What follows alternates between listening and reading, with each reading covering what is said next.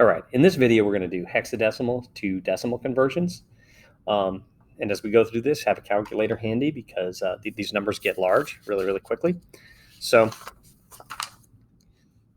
going to start out with just a little review of decimal numbers.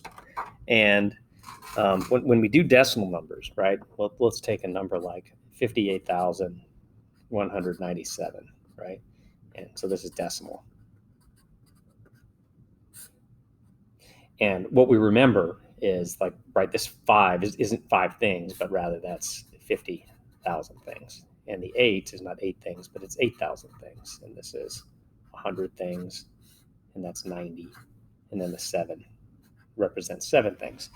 And we have this pattern here where we can see a decreasing number of zeros. So I can also express this as powers of 10. So this is like 5 times 10 to the 4th, and that's 8 times 10 to the 3rd, and that's 1 times 10 to the 2nd power, 9 times 10 to the 1st, and 7 times 10 to the 0th power.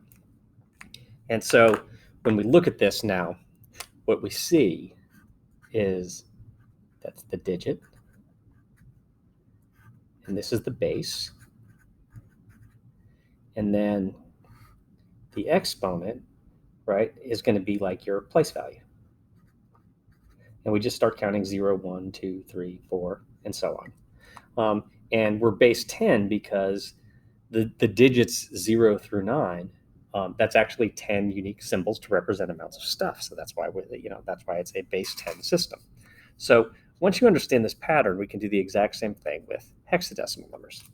So let me take a number like, I'm going to do a hexadecimal number here. And when we write hexadecimal numbers, generally what we're going to do is put the little hashtag in front of them. So it's A5F0. We'll just make up a number.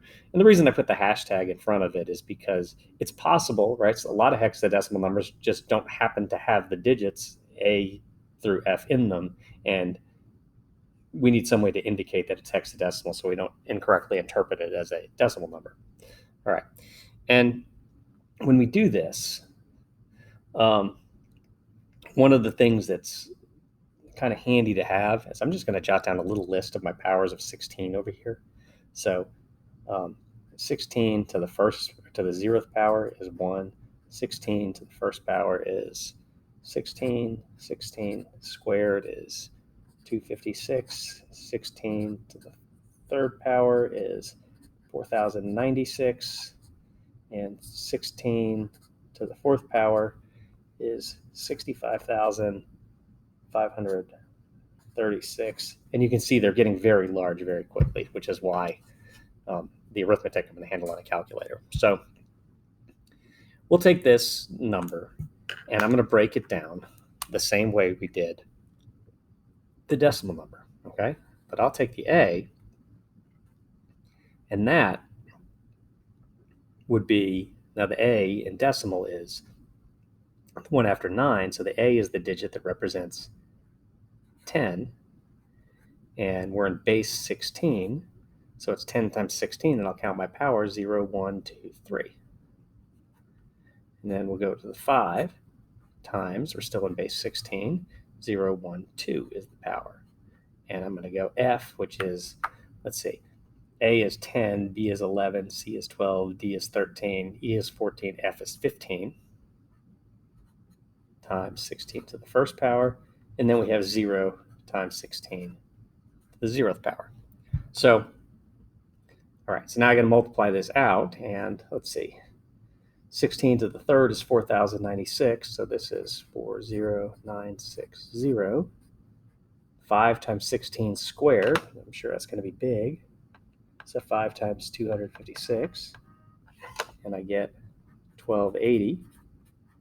5 times 16, or 15 times 16 to the 1st power is 240, and then 0 times doesn't matter, right? It's 0. And I'm going to add all these numbers up, and what I end up getting is 42,408. All right. So I'll go ahead and do one more. So this time I'm going to take the number, I'll take a little larger one, and I'll do C 002B. And so this, let's see, the C is, say A is 10, B is 11, C is 12. So that's 12 times 16 to the 0, 1, 2, 3, 4 to the fourth power, plus, and this is 0 times 16 to the third, plus 0 times 16 squared, plus 2 times 16 to the first, plus B would be, A is 10, B is 11, times 16 to the 0th power. All right, so that number's going to be big. Calculator time, 12 times 16 to the fourth, and that's 786,432. And then a 0 and a 0. 2 times 16 is 32. And 11 times 16 to the 0th, anything to the 0 power is 1, so this is just 11. And I add up all those numbers, and I get 786,475. All right. Just one last little comment on this. It's like, and I'll get into this in a future video, but why are we doing hexadecimal? One thing you're going to see right away is the hexadecimal number is more compact than the decimal number. So, and this is especially true the larger the decimal numbers get. So it can be an especially nice way of expressing very, very large numbers compactly.